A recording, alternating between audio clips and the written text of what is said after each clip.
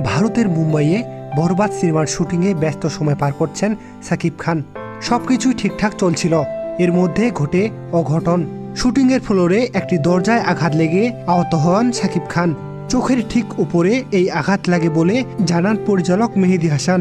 সাকিব খানকে দ্রুত মুম্বাইয়ের একটি হাসপাতালে নিয়ে যাওয়া হয়।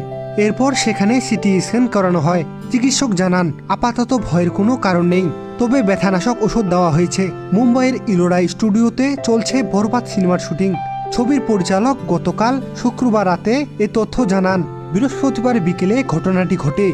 তিনি বলেন, আমাদের একটি দৃশ্য ছিল, দরজা খুলে বের হবেন সাকিব ভাই, সেভাবেই সব ধরনের প্রস্তুতি নেওয়া হয়। হঠাৎ সেই দরজা খুলতে গিয়ে সাকিব ভাইয়ের কপালে আঘাত লাগে, এতে কিছু অংশ কেটে যায়। আঘাতের সঙ্গে সঙ্গে আমরা শুটিং বন্ধ করে দিই। পাশেই একটি হাসপাতাল ছিল, সেখানে ছুটে যাই। প্রয়োজনীয় সব পরীক্ষা নিরীক্ষা করা হয়। চিকিৎসক আমাদের আশ্বস্ত করে বলেন, ভয়ের কিছু কারণ নেই, প্রয়োজনীয় সব ওষুধ দিয়েছেন। পরিচালক মেহেদী হাসান বলেন, আঘাতে আহত সাকিব ভাইয়ের পেশাদারী মনোভাব আমাদের সবাইকে অবাক করেছে।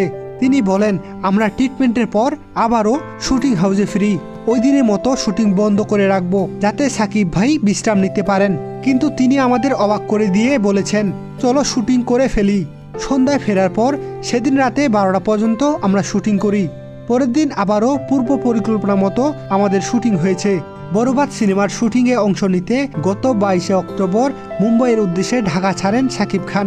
সেখানকার একটি স্টুডিওতে 24 অক্টোবর থেকে শুটিংয়ে অংশ নেন।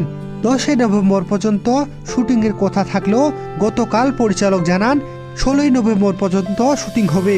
এরপর বিরতি দিয়ে আগামী ডিসেম্বর থেকে দ্বিতীয় ও শেষ লটের শুটিং করা হবে। এই সিনেমাতে অ্যাকশন ও রোমান্টিক ধাঁচের বরবাদ সিনেমাটি আগামী বছরের ঈদ উল ফিতরে দেশের প্রেক্ষাগৃহে মুক্তি পাবে। সেভাবেই প্রস্তুতি নেওয়া হয়েছে।